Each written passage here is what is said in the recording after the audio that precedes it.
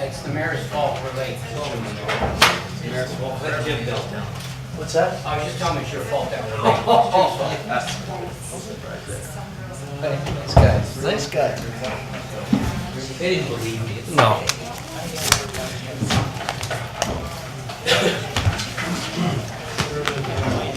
We're still waiting for Vic. Who's Vic? Yeah, give me 1 second.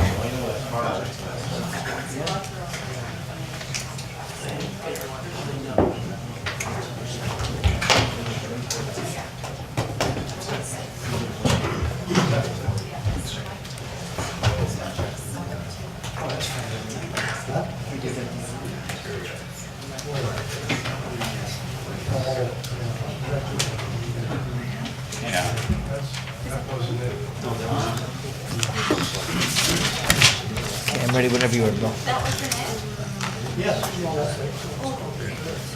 Okay, all rise, please. Yeah, sure. Okay, ladies and gentlemen, welcome to our meeting tonight for Tuesday, February the 13th. As you can see, decorated for our Valentine's meeting. Councillor Thompson would like to make a little announcement about what's going on our screen before we sing O Canada. Yes, during the anthem, I thought it would be nice. I was sent this picture a week or so ago, and I thought it was pretty spectacular, the way the rocks and everything and the illumination. And that was taken by a local photographer starting out, Amy Haskin, and I was very impressed with the clarity of that. And I thought, let's use it during the start of the meeting with the national anthem. Very nice. Thank you very much, Council, for sharing that. And I understand, do we have Emma? Is Emma Bishop here? There's Emma? Yep. No, she goes on the outside. Yep, right up to the microphone. Thanks, though. So pick a mic, Emma. We'll make sure the little red light is on. And let me just read a little bit about you before you start, okay? So Emma, she's going to be singing O Canada. We start our council meetings off with the singing of O Canada. She's a vibrant and accomplished grade 7 student. She attends Prince Philip French Immersion. She has a strong passion for the arts, which allows her to express her bubbly and outgoing personality. Emma began singing and playing the piano at age 6, training from Sam Mason and Fran Saxby. Already at her young age, Emma has received many distinguished awards at various music festivals and exams. Emma is actively involved with dance, theater, voice, piano, as well as singing with her school choir. She enjoys spending quiet time with friends and family, playing board games, and relaxing at the cottage.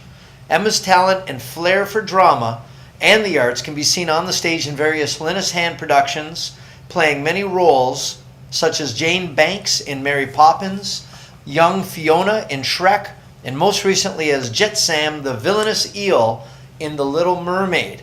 Emma, we look forward to you singing O Canada. O Canada, our home and native land, true patriot love, in all our sons' command, qu'attend c'est porter l'épée, il sait porter la croix. Ton histoire, l'étude et Pompéi, tes plus brillants exploits. God keep our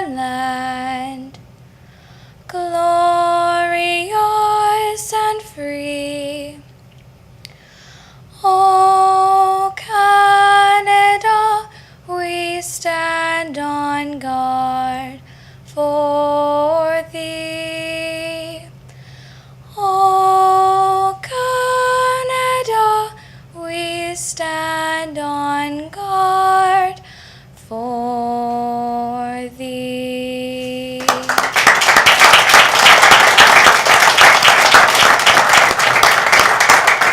Emma, you did a terrific job. The only time I've heard anyone do a better job was when Councillor Crater sang it the one time. But other than that, I'm kidding. Get him to do that. Yeah, he should do that again. I do want to say, I really liked her version of Old Canada. Yeah. Thank you very much. Yeah, it was very good. Well done. We appreciate you doing such a terrific job, and happy Valentine's. Thank you. You too. Okay, well done. Thank you. Thank you.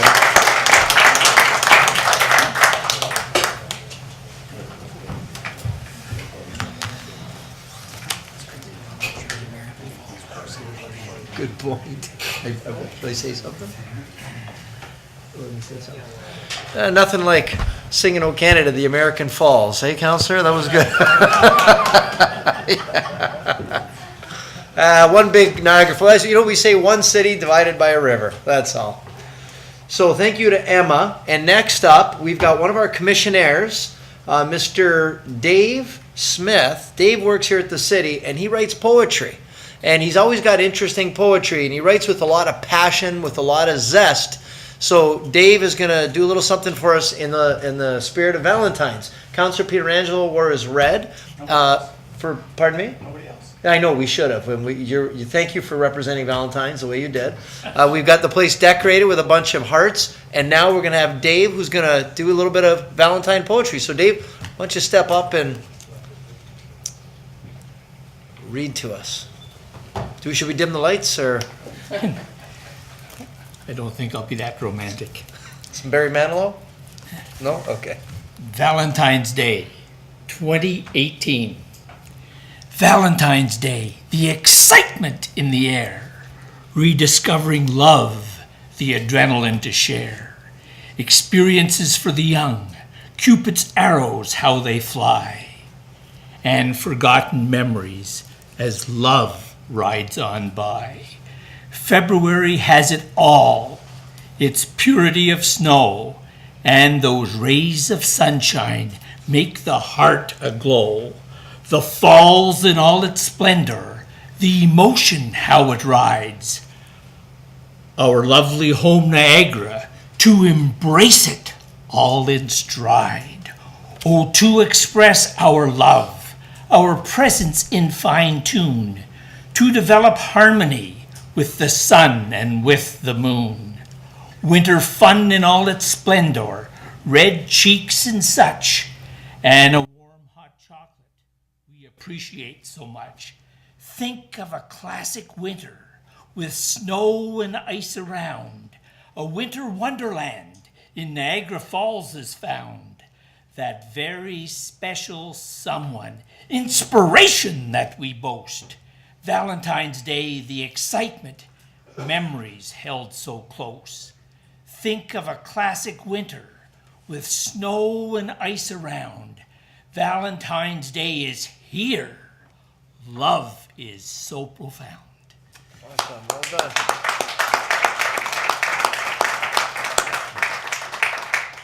Dave, well, as always, so well done. I'll be here late at night sometimes working on things, and he comes in and he goes, I've got some poetry. Let me read it to you. And he reads it just the way he does here with such passion. So whenever he hands it to me and says, do you want to read it? I said, no, I'd rather you do it because you put a lot of zest into it. So, Dave, on behalf of the city, thanks for taking the time for doing that. Thank you. Thank you very much.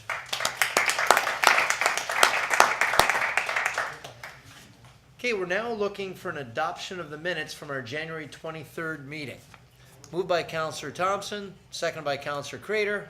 All those in favor? Okay. Oh, yes, Mr. Beam. Legal report. The council may remember I sent an email around about the report concerning the peninsula, the bridge across Falls View Avenue. And what had happened in that case, we were negotiating the thing right up until the last minute. They were sending me emails asking for changes right up until I got here. And I had a little note which with two changes that I had to refer to that were different from what was actually in the report.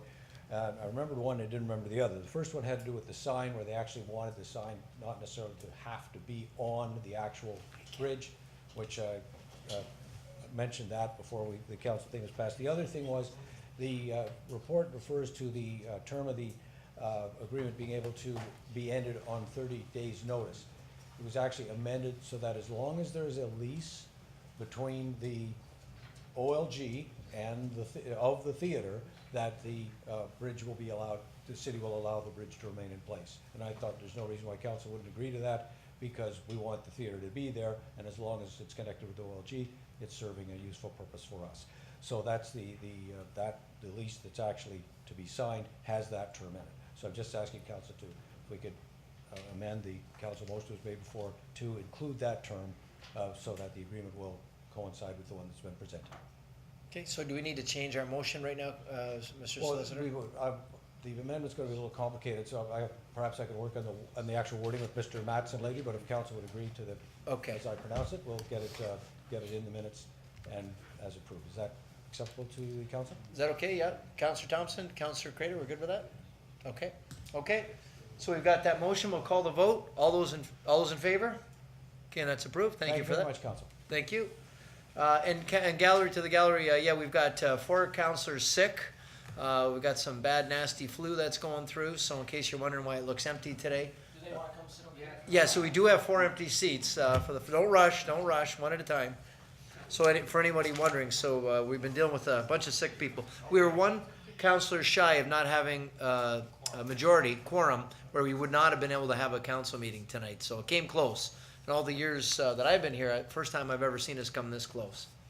So moving along, disclosures of a pecuniary interest. Do we have any disclosures of council? Okay, seeing none. We will move along to the mayor's report. This is always highly anticipated. I know it seems like it just snuck up on you. We've got a couple obituaries.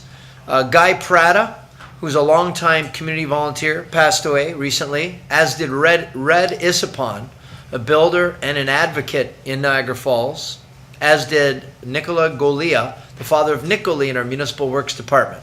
So we send our condolences to their families. We had some announcements here. The Niagara Falls Sports Wall of Fame took place recently. Congratulations to all the nominees, and thank you to city staff and to the volunteers for doing such a great job. And I'd like to thank councilors Peter Angelo, Strange, Thompson, Morocco, Campbell, and Crater for joining me there on that Sunday.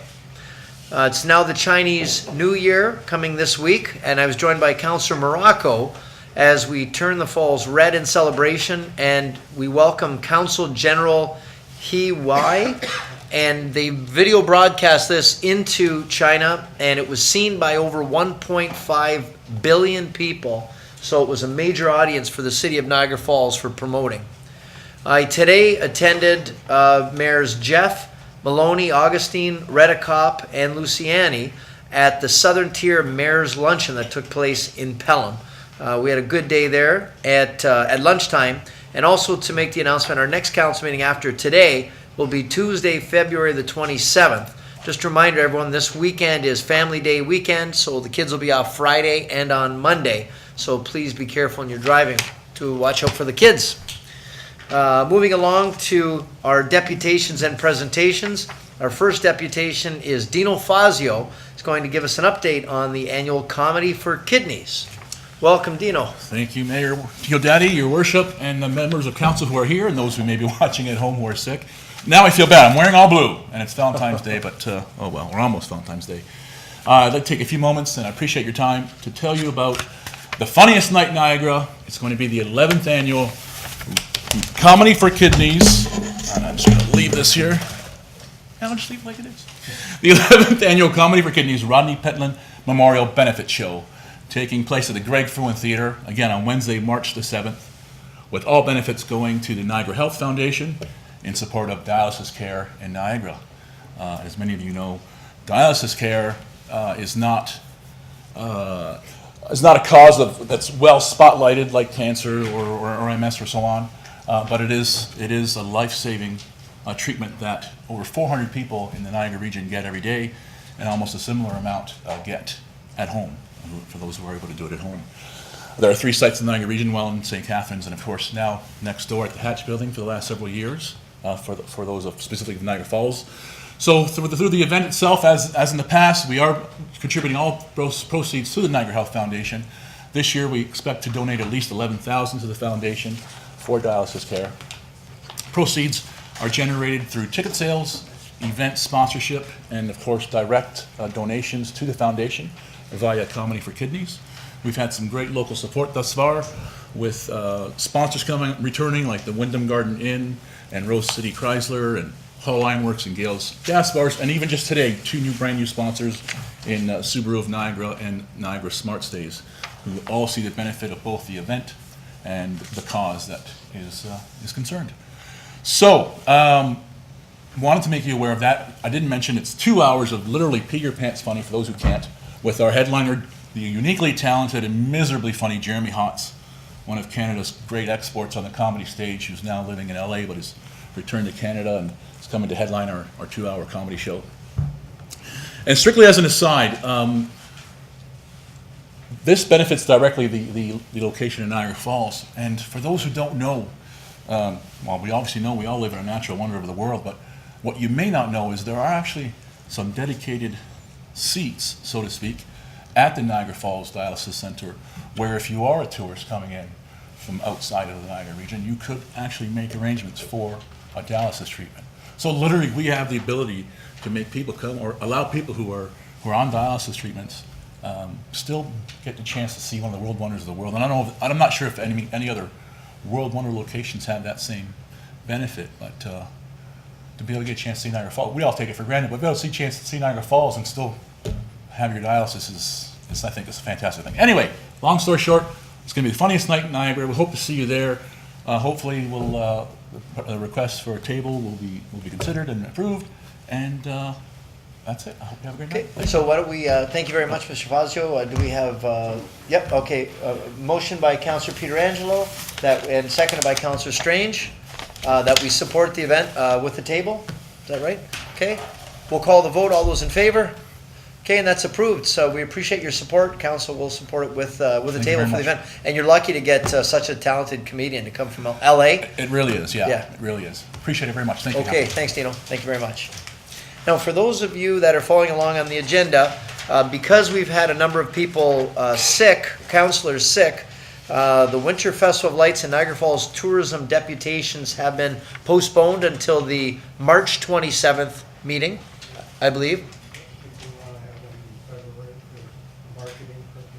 Okay, which one is that, Councillor? So, well, regardless, whenever it is, it'll be when it is. The clerk will, is that right, Mr. Clerk? Do we? Well, our next meeting is February 27th. Okay, well, did you want to comment? Because it's just not going to be tonight. I just don't know if it's the 27th of. Well, that's the next meeting, so I would make a motion. In fact, they called me and asked me if I would make sure for marketing purposes that they would have it at the next meeting, so I would make a motion to that effect. Okay, is that for Niagara Falls Tourism or Festival of Lights, or both? Both of them, I guess. Okay, so we've got both of them. No, I know our Director of Finance, you're not going to be here on the 27th of February, right? Okay. That's a good part. That's a good part. Hey, when people make fun of you, it means they like you, so, they love you here. So those meetings those presentations will be postponed. And now, the other part is, I need a motion to defer our operating budget until, that'll be March the 27th. Let's finish we haven't got a seconder. Oh, we didn't get a okay. Seconder for Councillor Thompson's motion, second by Councillor Strange. All those in favor? Okay, approved unanimously for the rescheduling of the presentations of Festival of Lights and Niagara Falls Tourism to the February meeting, the next February meeting. And next, I need a motion for deferral until the March 27th meeting of our operating budget. That's moved by Councillor Thompson, seconded by Councillor Crater. Okay, we'll call that vote. All those in favor? Okay, thank you. And now, I'm going to switch seats with Councillor Pietrangelo as we present the utility budget and the parking budget. And Councillor Pietrangelo is the budget chair, so he will sit in the chair.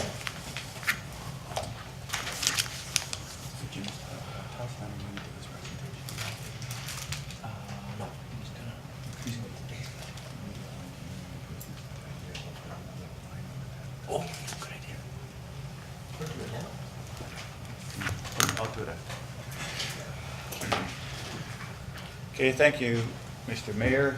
As mentioned, we're going to have a presentation from Mr. Harrison on our water and sewer and our parking budget, so I'll pass it over to Mr. Harrison at this point. Thanks, Mr. Budget Chair.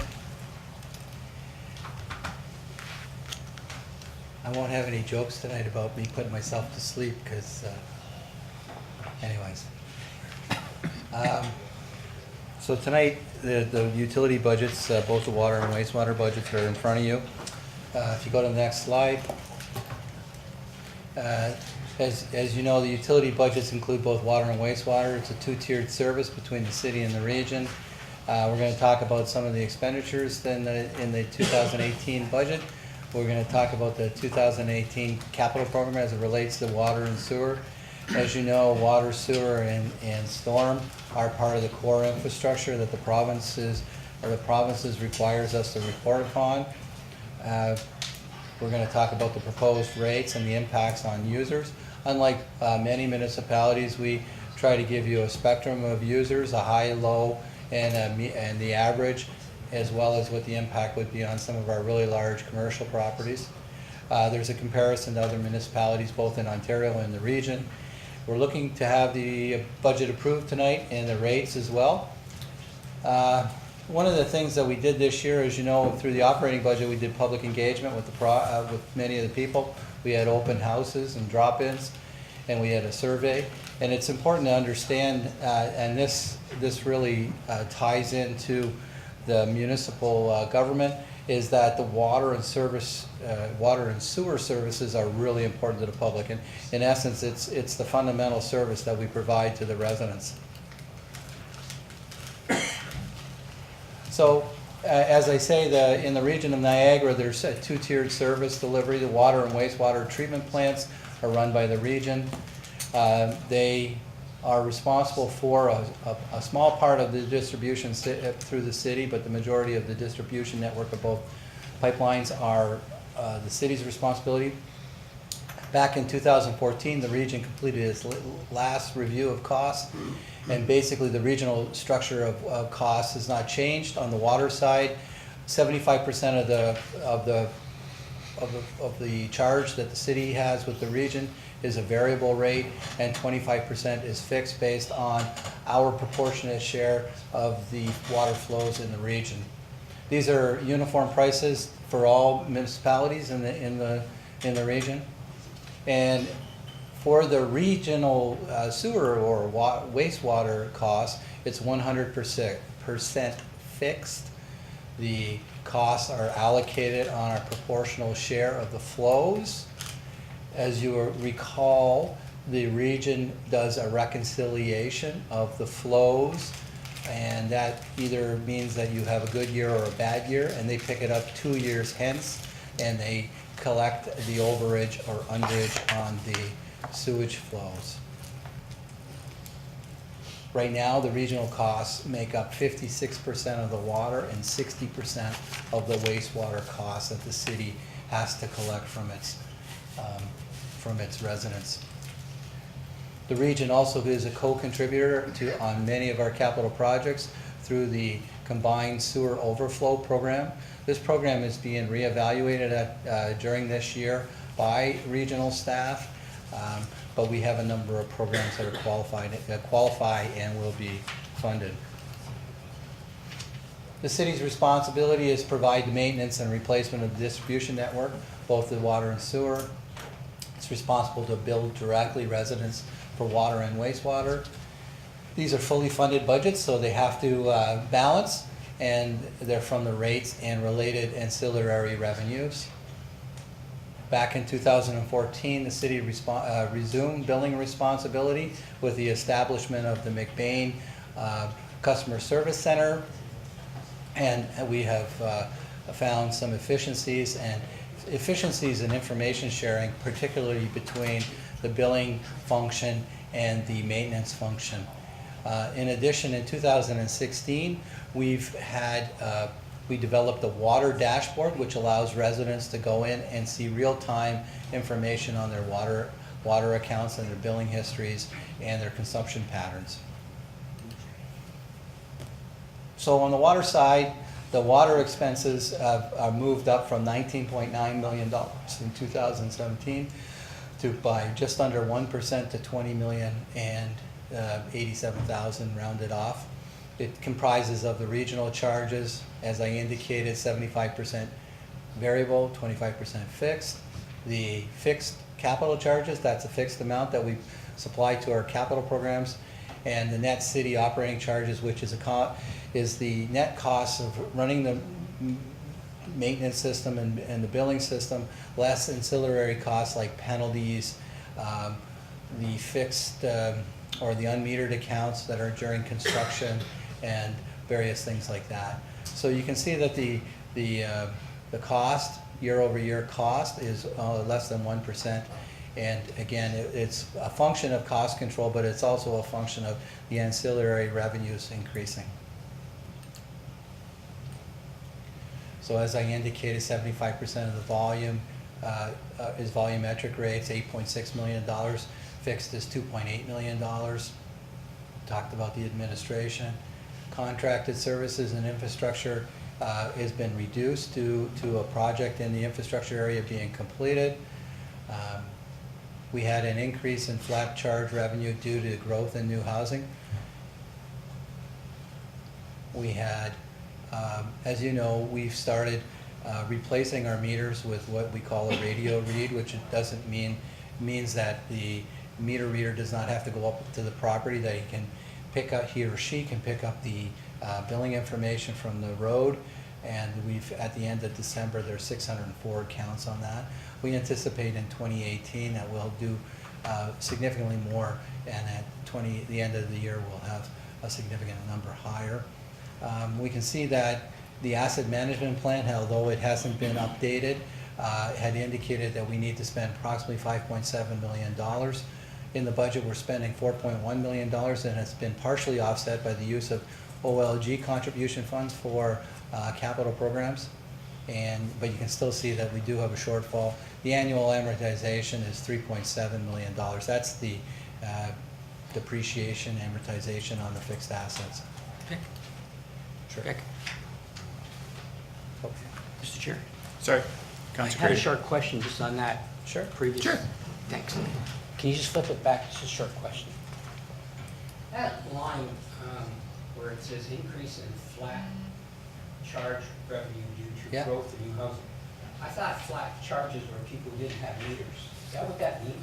Yeah, I mean, during construction and up until, Oh, it's during Yeah, 'cause construction. there isn't a meter on it, Yeah, so there's there's a not a flat meter, charge. so we're having, yeah, okay. Thanks.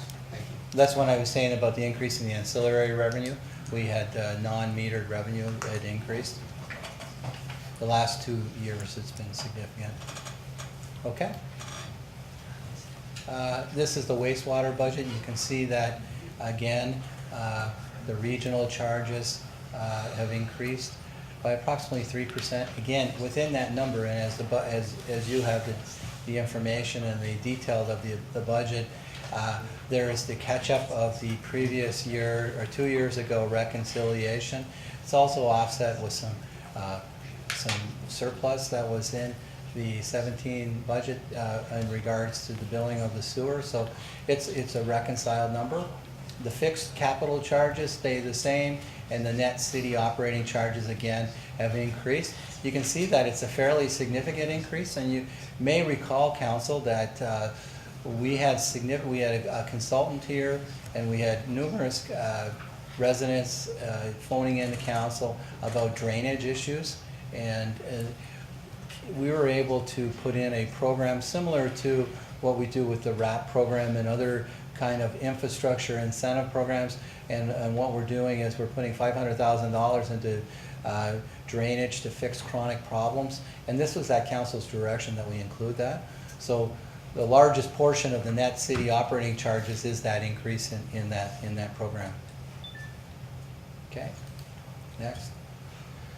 We can see that it's 100% fixed, adjust for the prior year's reconciliation, and adjusted for prior year surplus deficits. City is using reserves to offset the annual reconciliation for sewer flows amongst municipalities. If you recall, that was initiated back a number of years ago. Net operating costs increased due to the cost increases in maintaining the distribution system, but specifically the drainage. The debt service, not the debit service, the debt service, there's a spelling error, just so we can point it out. But the debt servicing offset is offset by DC reserves, and that's been since we established that. Those are for the pumping stations. On this side, you can see that the asset management plan is indicating that we should be spending 6.5 or allocating 6.4 million dollars. We're taking that number again is a typo. It's 4.65 million in the budget. The annual amortization is 3.7. Again, that's kind of an indication when the amortization is less than what we're spending, need to spend in the asset management plan.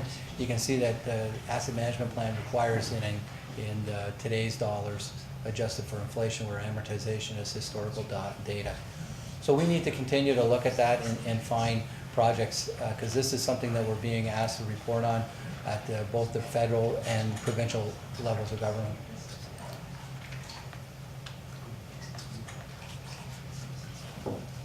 You can see that the capital programs, again, there's that typo again, 4.73, it's 4.65, and 4.1 in million in water. The positive impact of this is not the CWWWF, it's not an acronym for wrestling, rather it's the Canadian Water and Wastewater Fund. This was a federal program. Federal and provincial governments are funding this program. We were a main beneficiary of this in 2017. The construction is ongoing, as you can see by a couple of the streets that are torn up around the City Hall and a little bit further down. These projects are well underway, and they were very beneficial to us because we only had to use a portion of our own dollars. Key projects for 2018 that were included in the budget is the Harvard Avenue sewer replacement, a significant amount of that. This is another important part, the sanitary sewer network assessment phase 2. Again, part of the requirements that the municipality has is to understand how much it has to spend on an annual basis to maintain its system. The best way to do that is having condition assessments and network assessments, and that we're paying to have that so we have better information so we can make more key decisions on replacement or other mechanisms to keep the system running. The Drummond Road water main replacement for just under $1 million. Same thing on Main Street, water main replacement. And we've got a various number of design projects that keep the engine going. For next year, we'll have projects to go for construction. The next slide. We have a series of rebate programs within the water budget. The seniors water rebate, again, this is a significant program that was established about the same time that the meters were installed, that gave an offset for seniors that qualified for this. The RAP program is another way of reducing flows, extraneous flows into the sewer system. High water consumption program is a way that one-time offsets on significant water consumption is mediated. It's such a good program. Other municipalities have taken on both that and the senior water rebate.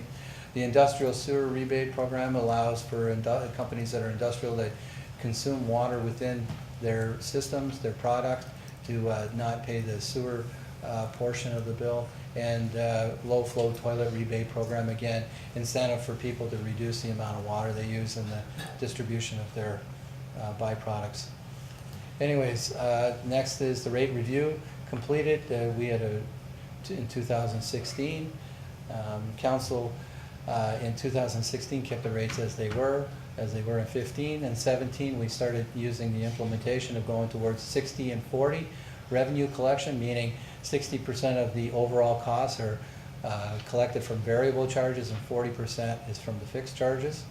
The allocation is a little bit greater for the consumption charges, with the 61 and 39% between variable and fixed charges, and that's a rounding issue.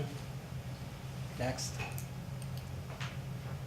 So you can see this is what everybody has indicated. You can see that the charges on the consumption have gone up just slightly by 1.2%, and that's a product of the higher costs of both the systems being attracted.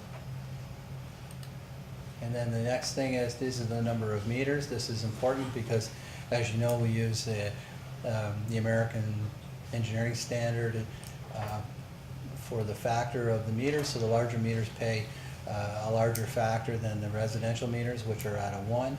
Anyways, we can see that we had a significant increase, just 930 accounts. That's kind of consistent with what Councillor Crater pointed out about the increased water during construction, use of water during construction. So the next slide would show how this fares out. You can understand that with a little bit less percentage of the cost being attracted in the fixed charges plus the increase in the meters, that this would reduce. And you can see that the fixed charge on a average residential meter has dropped ever so slightly, 27 cents an account, or just under 1%. And it's basically due to the number of meters. The sewer surcharge and both the sewer sides increased because of the enhanced program that we put in. So we were able to do more for residents through the drainage program, but also keep the costs down. So the next part of the presentation, well, this is where I say that we do things a little different. We have the high residential water user, 300 cubic meters. The low water user be 100 cubic meters. If you remember the rate study that we did, the distribution between all of the accounts, there was a significant number of people that were in the low water user, around 100 or even less. And then we have the average water user that we've kept at 182, and that's from the 2016 rate study. And the commercial accounts, it varies between 1.06 and 1.25%, and again, it depends on the consumption patterns. The highest would be the 1.25 that'd be the highest that we saw when we did our analysis of impacts on users. So you can see, using those three groups on the residential side, you can see that 100 cubic meter user will have a slight reduction in their account, which again, there's not a lot of things out there that the prices are going down, so 41 cents less than the previous year. The average user will see an increase of $1.88, which is again less than 1%. And then the larger users, the 300 cubic meter, usually family or people that want to stay really clean, are $5.19, again under 1%. This is important. You can see coming out of the 2016 rate study, we looked at where does Niagara Falls sit in relationship to what the rest of the province does. Because again, it's always easy to say that the rates are too high, but in this particular case of a 100 cubic meter user, it's pretty well right in the middle. It's not as low as maybe the region of Peel, which is a volumetric rate strictly, but it is lower, significantly lower than many on the left side of the chart. The important thing to remember about the 100 cubic meter user, if it's an elderly senior person and there's one person in the home, many of those do qualify for the seniors rebate. And so that's another reduction off of the charge that's available to them, and we encourage residents that qualify to apply for that. The next chart shows that 182 cubic meter user, slightly a little bit better. We're moving a little bit to the right, so we're, and this is the comparison of the benchmark municipalities. Again, there's Peel again, really low. We have a lot of people that move in from the GTA area that have maybe in the Peel region or the city of Toronto that are 100% consumption rates. However, we have a different infrastructure need, and fixed charges is something that we've established since we've had this system. And then we go to the 300 cubic meter, and you can see that there's a reduction there. It's more to the right, not the lowest, but still within the range of acceptability.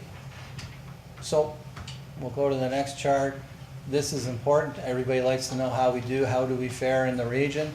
You can see with the 100 cubic meters, we're right slap in the middle. and we're well below the average. If you can see, the average is $810, and we're at $694. And when you go to a 300 cubic meter account, that's a family, we're at the bottom end, and we're well below the average again. So you have the details of the budget that was sent out to you previous to tonight's meeting. If you have any questions, we're looking to approve the new rates that would be in effect starting on March the 1st. And we believe that the impacts of the account holders are consistent with what we've presented tonight, but will vary by consumption pattern. So not everyone will be treated exactly the same. If their consumption does go up, it'll change what the impact is. But all of these are well below inflation. Inflation's running at about 1.75 or 2, depending on what marker you look at, from Stats Canada, and we'd like to get it passed.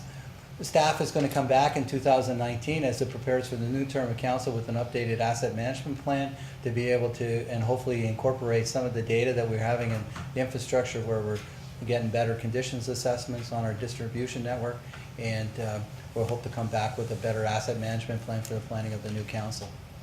Any questions? Any questions of Mr. Harrison? If not, then looking for council's indulgence as to a motion to approve the rates effective March 1st, 2018. Also move, I just want to just comment, it's nice to see the reflection on the other cities as well, like as far as, obviously we don't want to be looking at Fort Erie and how much they're paying. We're mid to below any other city, close to that, so great job on doing that budget, and yeah, you look at those, it's astronomical what they're paying, so I know sometimes you hear about people, what they're paying for water, and you look at right there, Niagara Falls is second lowest there, and then mid-range on the 100 meter, so just want to budget. Okay, I have a motion by Councillor Strange, seconded by the mayor. If there aren't any other questions or comments, I'll call the vote. All those in favor? Opposed? Motion's carried. Thank you. Before I start with the parking budget, I just wanted to acknowledge that Councillor Bob Gale has come and joined our meeting. Welcome, welcome, Councillor. You're more than welcome to stay the whole meeting. Speak on any issue you'd like. They told me that when you go in camera and start at 5, no hope for it starting at 6:30, so I figured I'd arrive at 6. So now you're That's really right. efficient, so a compliment to you. There you go. Thank you. Welcome. All right, we're going to move on to the 2018 parking budget, and is it you again, Mr. Harrison? Oh, yeah. Okay. So the parking budget's really quite simple, because the parking budget has to be balanced, and it's strictly, much like the utility budgets, it comes strictly from the rates established. So it's a continuation of the 2004 initiative, where we moved the parking budget out of the operating budget and had it separated and made it a balanced budget. 2017 was another successful year. 2018 basically is maintaining the operating expenditures, and there was a slight rate increase, as you recall, and some flexibility in the rates that are charged. The preliminary outcome would support a surplus, and that would, if that's for 2017, and that would result in a transfer to the reserve, which would then be reinvested into capital projects. You can see that there's a slight reduction in the revenues that are budgeted. Again, we conservatively estimate our revenues, and then we've matched the expenditures as well. The internal transfers have come down slightly, and that's the charge back into the operating budget, and that's principally for, there's been a reduction of a couple of lots, and that's the associated costs that are with those lots. So if we go to the next chart, you can see that there's been, as I had indicated, some of the improvements that we've done. There's an altered enforcement schedule and reflecting on the seasonal conditions, and as a result had a minor increase in the expenditures. As Mr. Dren implemented, there's a rate strategy that has increased paid parking on underutilized lots, and in street parking stalls. Again, that, as you can see by the budget, we've conservatively estimated the revenues. However, it is a balanced budget. This is another that the mayor really liked, is the rollout of the Honk mobile parking program for city-operated parking spaces. And we've also started the collections of outstanding penalty notice for US plates. So that's, I guess, a good thing, unless you've got a parking ticket. Revise the annual spending at 1.19, which is again below the consumer price index. We maintain the core service levels. Oh, that's another edit on the chart. That shouldn't be there, but it's basically that's the end of. Okay, that's a combination because we pulled out the summary is that the parking budget is balanced. There's been some modifications, and we're seeking approval tonight. Just ignore that summary. That's from a different presentation for the operating budget. Okay. Any questions? You're welcome. Thanks. Any questions of Mr. Harrison? Councilor Crater. Thank you. Just a couple of questions I have. When you mentioned the parking fines for US plates, can you just, for the people that are watching, can you just kind of explain how that works? I'll let Mr. Trent's more familiar with that. How you're able to collect those fines? Yes, thank you. That's something that we're looking at implementing. So a number of years ago, we used to do it, and what it is that an agency is hired to collect parking fines from US patrons that come here and receive one, and it's treated the same as their parking fines in the US, that they would have to pay it, and there's a split in the cost and the revenue. So right now we get zero, and typically we haven't worked out any details. That has to be brought back to council, but typically there's a 50-50 split. All right, and do you have a projection of what you think we might? We have it included in this budget, Okay. because we have to make sure that we can implement it first, right? So. And the last question I have, and again, it's just for the people that are watching, Todd, is the parking budget, is it funded by the taxpayers, the general revenues? No. So it's completely self-sufficient on its own? It's just like the water and sewer, totally from the rates. Some people think Yes. that we fund it out of, and the other thing was, and I think you mentioned it, but again, just for the public to know that when there's a surplus, and sometimes there is, then you were saying that surplus is then put into general revenues and used for capital projects. Are they only just for capital projects for parking, or can they be used for capital projects, maybe Mr. Homing, but for capital projects that benefit the residents as well? Well, the parking fund is intended to collect enough monies for the parking assets. So what would happen is in a case where there's a surplus, the money that's collected, that's a surplus, would go into the parking reserve. The parking reserve is used for a number of different things. It could be rate stabilization, but mostly in the last number of years it's been to fund capital projects, which would mean if there's new hardware parking machines, if there's new, we had the conversion away from the standalone parking machine where you put the coin into more of the centralized machines, whether it's buying assets to record parking tickets, whether it's the or in resurfacing lots. All of these capital type programs are funded out of the fees. It's not funded from the general, Not from the that person's taxes. Thank you. Thank you.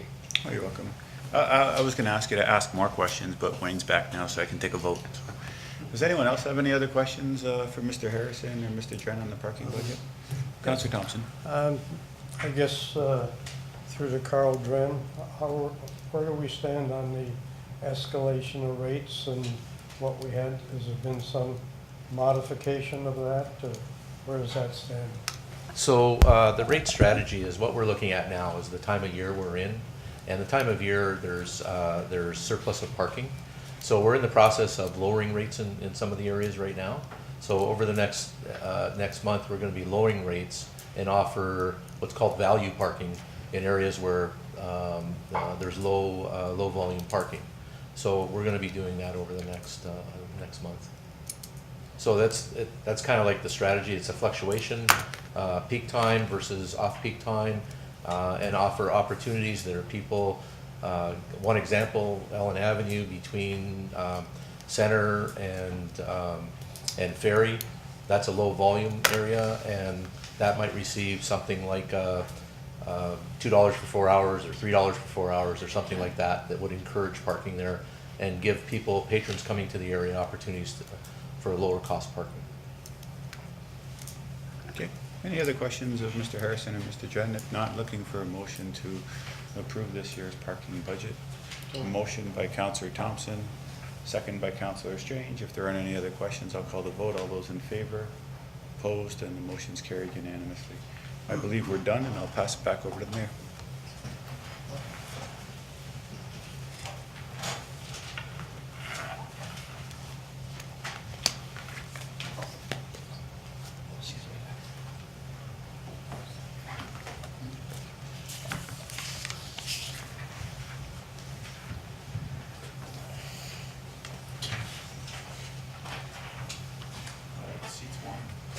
Mine too. Okay. Let's run to the planning. Jump ahead.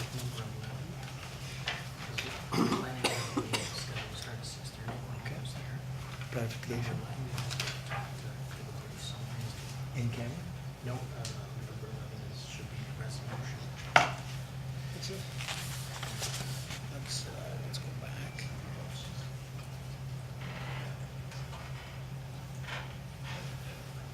So he added this late. It's taking a second to load. But number 11 on there is just a resolution. See my thoughts taking you a minute just to load it. Okay. That should be able to handle in a couple minutes and then we can do the public meeting. Okay. Okay, ladies and gentlemen, we are now going to move to, if following along in the agenda, item 11. This is our Director of Finance who's going to speak to development charge rebate.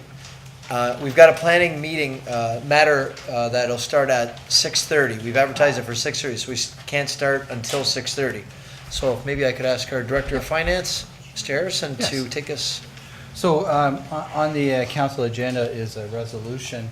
I'll give you a bit of background. The province of Ontario has initiated a fund to allow municipalities to apply for the ability to receive, to issue rebates for affordable housing projects that may occur in the municipality. There was direct invitations made to municipalities that met the requirements, mostly because the vacancy rates were below what the province had found acceptable, or that the availability, as you know, the availability of affordable housing in Niagara is at a critical stage, simply because there's not been enough product on the market. And so the city of Niagara Falls, there were 6 other municipalities. St. Catharines was included, Welland, Fort Erie, and I forget the rest, but we've all been invited by the province to apply. The region, the municipalities through the CAO's office are coordinating a joint application that would go through the region, as well as to have the region administer the program for effectiveness and efficiencies. What the resolution tonight is delegating upwards to the region to do that application on behalf of the city of Niagara Falls, as well as to administer the program. We need the resolution because the timing is very short. The application period opens this Friday and goes for 2 weeks. Obviously, the application will be tailored to every municipality, and we'll be applying along with many other municipalities in Ontario for the funding. The funding is not a large amount, but it's available, and any little bit that can help would be useful. So the resolution is just to endorse the city has asked the region to do the application on our behalf. as well as to administer the program among all the other municipalities. Okay, moved by Councillor Pietrangelo, seconded by Councillor Strange. Is there any discussion to that motion? We'll call the vote. All those in favor? Okay, and that's approved unanimously. And I guess we can do the ratification of in-camera matters, Mr. Clerk.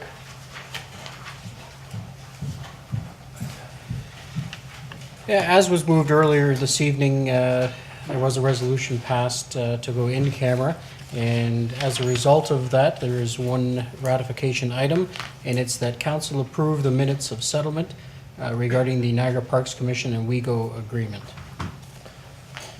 Okay, looking for a motion. Moved by Councillor Thompson, seconded by Councillor Crater, that we accept the ratification of the in-camera meeting. All those in favor?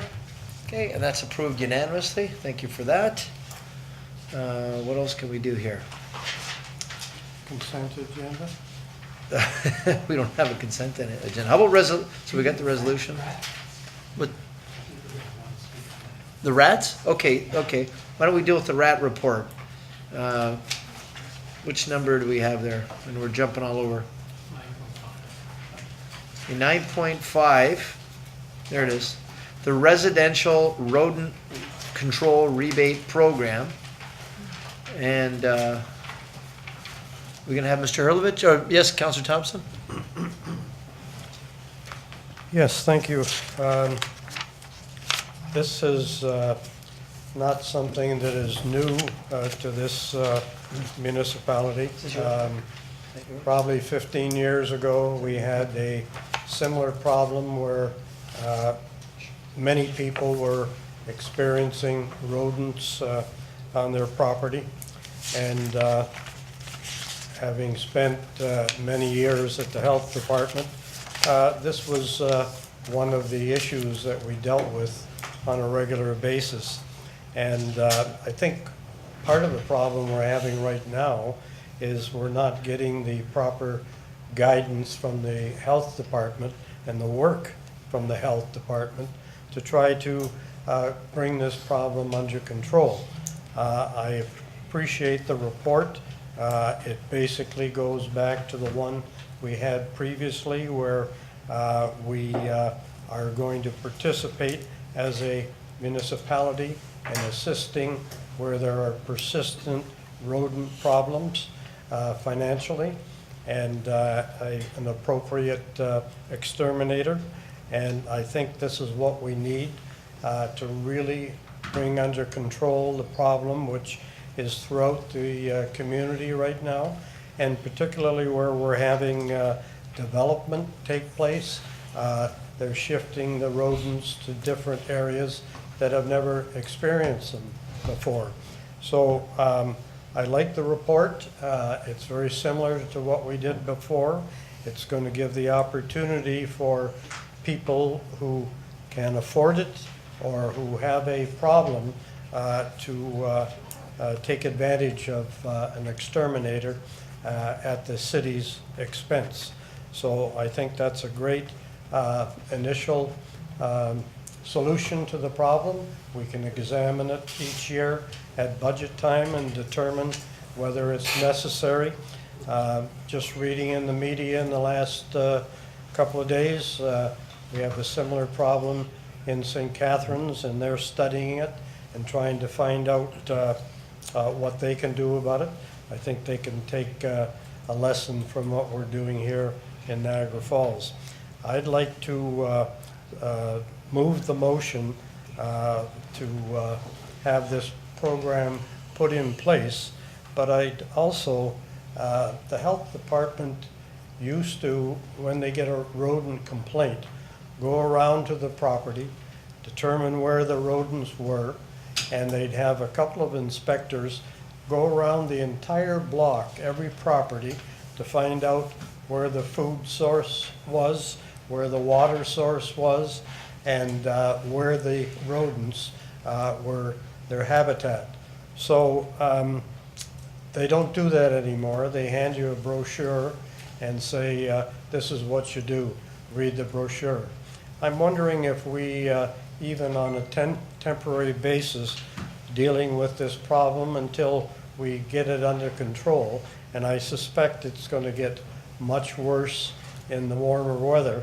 If we could have dialogue with the health department to see if they would assist, or even have them come here on a council night and explain what people should be doing.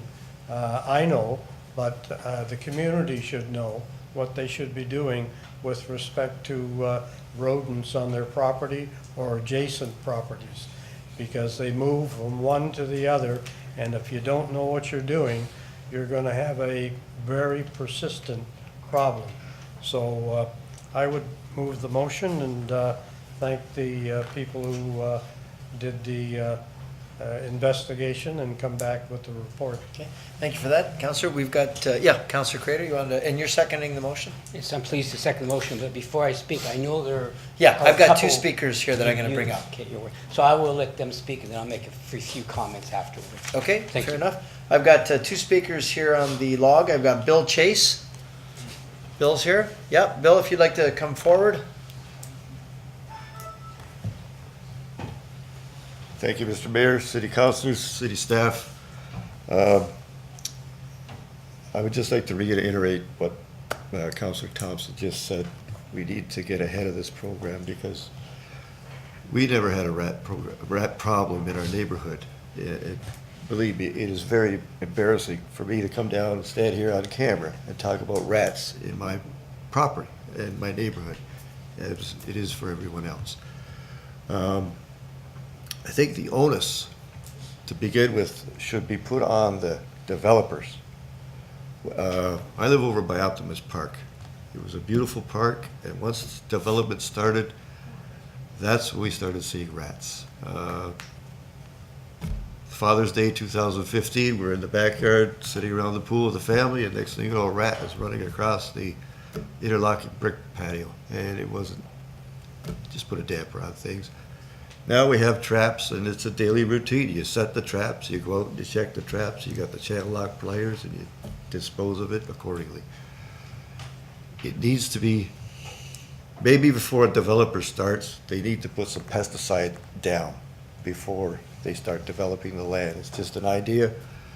I think it's a good idea.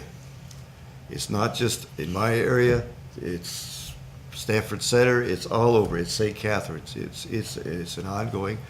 And rats are dirty. They're disease. The lady next door came from St. David's 4 years ago. She has a farm cat. The cat brings home rats as a prize and drops it on the sidewalk, wherever. So what we need to do is get ahead of this, and please, let's implement this program. Okay, thank you very much. Also, I've got on my list Todd Shaw. Is Todd here? Okay, maybe the rats got him. Hopefully not. He's checking his traps. Yeah, he's checking his traps. Is there anyone else here about the rat issue? No. Okay, Councillor Crater? There's a lot that I need to say. I'm really pleased with Councillor Thompson has said. Both of us, and I think some of the other councillors have been out, and I've seen them firsthand. So I just want to give a brief comment from Mike Brown, who's been at this council and has been at some of the meetings we had downstairs as well when the region came out. And Mike, if you don't mind, I just read, he sent me a text today, and he just said, would you just ensure to the council how important this motion is to us who are still living in the rat nightmare? And he still has them, and he has a very nice home, very well kept home. I've been out there. So he was just emphatic that he just wants to make sure. The only thing, and I'm really pleased with the report, the only thing that I know I mentioned a couple council meetings ago, I'd spoken to a number of exterminators just to get some advice about how do you deal with rats. And the one thing they all said to me, and maybe staff could have a look at this, they said, what you need to do, you need to ensure that you have one exterminator who provides the service. And when they said it to me, they said, we're not saying it has to be me, but they said the logic of having one exterminator is because that exterminator will then have a pattern. He'll keep a record, and he'll know where throughout the city this is happening, and he'll know how to go about resolving it or how to deal with it. He said that's the most logical way, rather than having 3 or 4 exterminators different parts of the city. And so what we're proposing is to allow the residents, I think it's up to $200 a year, that they can get a refund for an exterminator. But it would have been more advantageous, and I'm only sharing it with you from exterminators who explained it to me, that we might have been able to have one that they would all go to, and then you might even get a better price if it's one. So I don't know, I know that's maybe a lengthy process to do now. Maybe we'll have to stay with what we're proposing. But it's still it's a good start, considering the fact that we had 0 before. We didn't have anything in place. And I know Mr. Holman mentioned that there was no funding set aside, so I'm pleased to see we have 250. Maybe, can you make a Yeah. comment on what I was sharing? I'm going to get our CAO to weigh in on this, CAO. Council. Yeah. Mr. Mayor, if I could, so Councillor, the way that we envision a program being set up is that a resident that has a problem on their property, that they would be able to go out and they'd be able to go out and engage whatever pest control company they wanted. The way we're going to track that is that when they apply for the rebate program, we'll be able to track who's involved in the program in the areas and neighborhoods. So our bylaw enforcement staff will be tracking that, so they can see that if they're getting a concentration of complaints or rebates in a certain block, that'll escalate it up to the next level, where our bylaw enforcement then can take additional measures beyond just a single property. But we felt it would be best to leave the individual property owner with the choice to hire whoever they felt. They may have somebody they know that does it or whatever, and then they would apply through the program to us. So we think we can still do a good job on doing what a single, because if this program takes off, one company's probably not going to be able to keep up with it. So it's probably better to have many people involved, because if other municipalities start jumping on the bandwagon here, this will be region-wide and everybody will be busy. So I think this will get better customer service, and we deal with a number of them. Okay, thank you for that. Is there any other discussions of council? Yeah, Councillor Strange? Yeah, just, Mr. Mayor, I just want to say, it's been a long time coming. We've heard the complaints the last couple of years, particularly with, Mike Brown. I went over his house and he had rats everywhere. And I think that particular time it was more of a problem with the neighbor. He had a bunch of wood and pallets and stuff, and I think that's part of the problem too. Some of the neighbors and stuff are taking care of their lawn, and they have garbage and stuff like that, and obviously rats will come. Obviously feel for Mr. Chase. And new development, I remember years ago when Chef Marty first closed, and that neighborhood was just full of rats, and it's just, from north end to south end and in between. So I think it's a great program initiated by Councillor Thompson and getting this money involved, and hopefully we can solve this problem. Thank you for that. Councillor Pietrangelo. Thanks, Your Worship. Certainly support the motion. Just looking at the dollars and cents side of it, I see that residents are allowed to apply for a rebate up to $200, and that council initially is going to put $50,000 in. Assuming that each resident goes to the maximum, I believe that's 250 residences. Is that a rough estimate of where we're at? And my question is, if we go over that, is staff willing to come back to council? That's what I would like to see anyway. I wouldn't want to see people denied. Thank you, Mr. Mayor. We've really just put the 50,000 as an estimate because we really don't have an idea of what the uptake in the first year will be on the program. So I would think we could keep an eye on it. If we're getting a big uptake on it right off and that money, we'll come back to council and say, look, we may need a greater allocation. So at this point, we really didn't know. Thought $50,000 was a good starting point, but Okay. we'll have bylaw keep an eye on it and track it. Yep. And if we're getting partway through the year and we're already running out, we'll come back and make another request to council. I'm fine with that. Okay, thank you. And I should point out that this rat challenge is not just in Niagara Falls and St. Catharines one. When I brought it up at the region, every councillor got up throughout the region. And I don't know how far this goes. It's like Lyme disease. It's everywhere, it seems. And the rats seem to be everywhere. And I'm not exactly sure why and what the issue is, but certainly we're not being left out of this problem. Yep, Mr. CAO is going to comment again. I just, one other thing I forgot to mention. So in Mr. Holman's budget, there is money that we have been utilizing already for baiting of sewers and some of our public spaces and stuff. So we'll continue on with that. He's going to continue that program. It can be utilized by bylaw enforcement as well on some other measures, but just so that the public realizes we have been taking certain measures up to now. We hope this program will take it to the next level, but there already was some dollars in the budget already. Thank you. Okay, so we'll take the vote. All those in favor? Okay, and that is approved unanimously. So now we're going to move back to our planning matter. We have a planning matter that was scheduled for 6:30.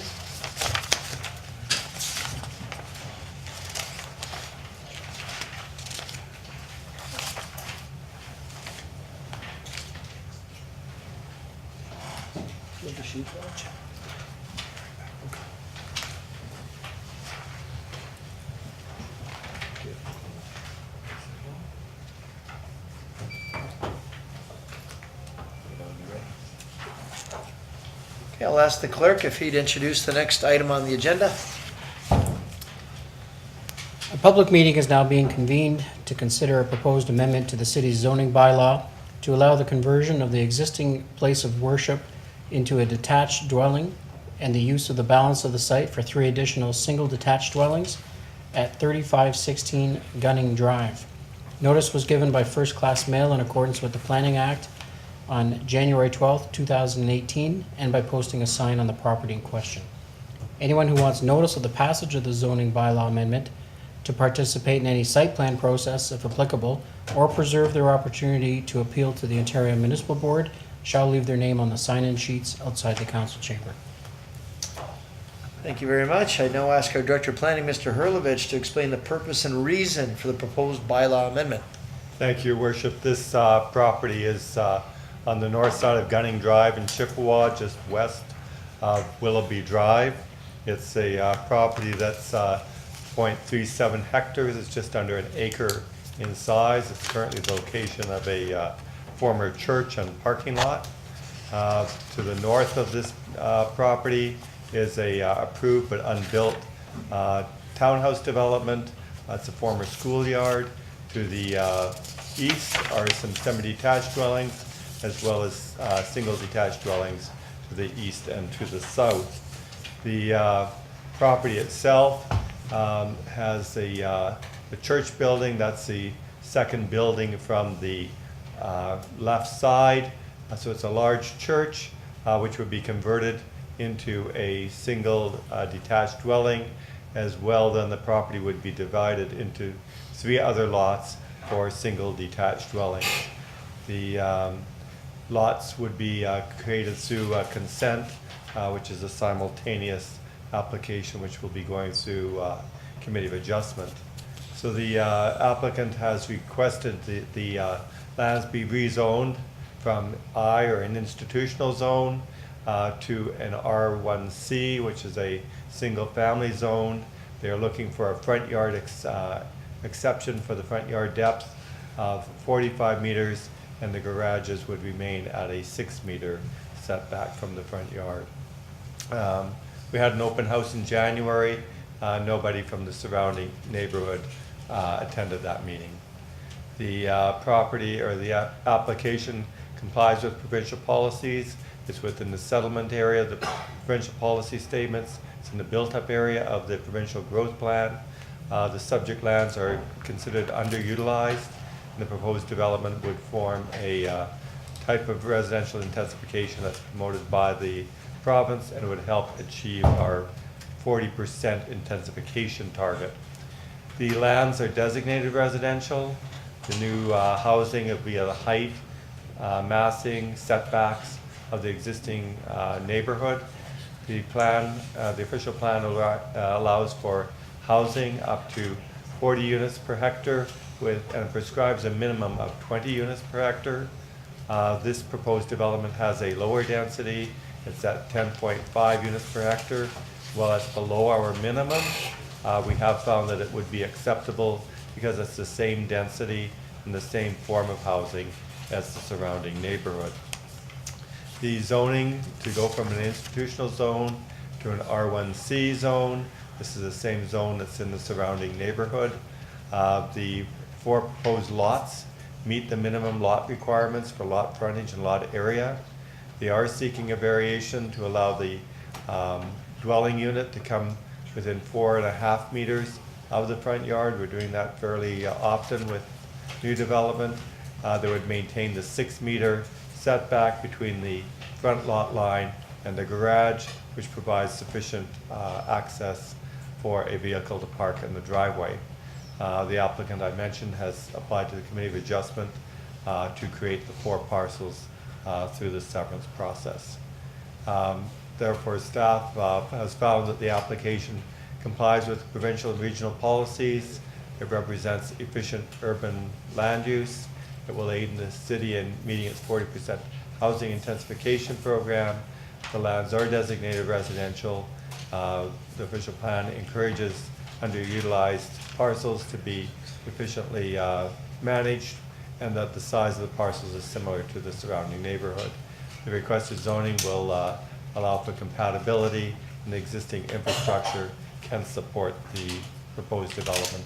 Therefore, the recommendation is that council approve the zoning bylaw amendment to rezone the lands R1C with the special provision for the front yard setback. The balance of the site will be used for detached dwellings. Those are the highlights. Thank you, Mr. Hurlovich. Do we have any questions of council for Mr. Hurlovich?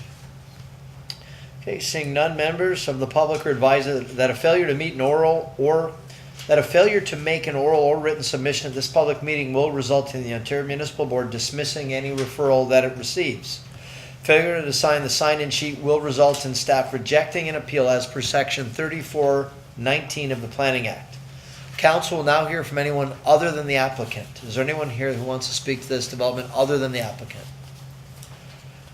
Okay, seeing none, council will now hear from the applicant or his or her representative.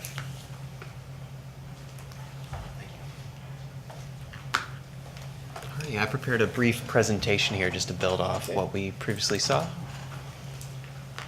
Okay, so good evening, council members and members of the public. My name is Jordan Vanderhoeven from Upper Canada Consultants, and I'm here on behalf of the owner to present the application for a zoning bylaw amendment to the property at 3615 Gunning Drive. So site context and background. As you can see on the aerial of the area surrounding the site, the subject lands are located between Willoughby Drive and Mears Crescent along Gunning Drive. The site is located on the north side of the street and has a total area of 0.9 acres and is irregular in shape. The lot was previously used for institutional purposes as a church formerly operated out of the location, and the lot was purchased by the current owner in the mid-2017. The site is located in a predominantly residential neighborhood with a vacant surplus school site to the north where a townhouse development is proposed and approved. To the south, east, and west, single-family homes exist, as well as a Bell Communications facility that neighbors the property to the west. The land is currently zoned institutional, but is designated residential in the official plan, and the purpose of this proposal is to amend the zoning from institutional to residential to conform to the permitted designation. So the site plan and the requested amendment. So we came into the pre-consultation meeting with 2 concept plans. The first option included a 10-unit townhouse development, while the other option was for 4 single detached lots, which includes the renovation of the existing church to convert it to a residential dwelling. The second option was chosen and is what is subject to the application today. The owner decided to move forward with this option as it conforms to the existing context of the area and is in accordance with the official plans conforming to the existing character of the neighborhood. The details of the zoning amendment include amending the zoning from institutional to site-specific residential single-family 1C density, or R1C. The R1C zoning is currently what the surrounding single-detached residential uses in the area are zoned for. The plan conforms to all aspects of the R1C zoning with one exception, which we are looking to establish a minimum front yard setback of 4.5 meters to the dwelling and 6 meters to the garage. Currently 6 meters is permitted for both. So we've prepared some elevations today for council's viewing of what the proposed new church is going to look like. So to provide members of council and members of the public context of what this dwelling is going to look like, we've prepared the architectural rendering as seen on the screen for the proposed renovations to the existing church. Another thing that's important to note is that the owner of the property is intending to live in this dwelling, and the importance of providing a nice looking structure design with high architectural design is desired since the owner will be remaining in the neighborhood upon completion of the project. Another item that I'd also like to bring to council's attention is that throughout the process, the owner has gone door to door to any adjacent properties who were available at the time and discussed the plan and his potential proposal for the site. So he has been in contact with the neighbors in the area. And I believe that this act once again reiterates the importance that the owner has shown of maintaining the existing character of the neighborhood and keeping neighbors informed of what he is looking to do on the property. So as noted previously, throughout the planning process, we have not been notified of any written comments in opposition to the development. And also during the public information meeting, we had no members of the public come to speak to the application. And just once again reiterating that the owner has made efforts to discuss the project with abutting neighbors, really aiming to build a strong and ongoing relationship with these individuals and keeping them informed of the process. And in conclusion, we are in support of staff's recommendation to approve the zoning bylaw amendment for 3615 Gunning Drive from the current institutional zone to the site-specific residential R1C zone. And thank you for your time, and I'm open to any questions, and the owner of the property is here today if you want to direct questions to him as well. Thank you. Thank you for that. Do we have any questions of council?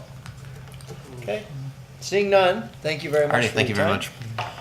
The public meeting with respect to the proposed zoning bylaw amendment is now concluded. Motion by Councillor Thompson, second by Councillor Crater. Councillor Pietrangelo?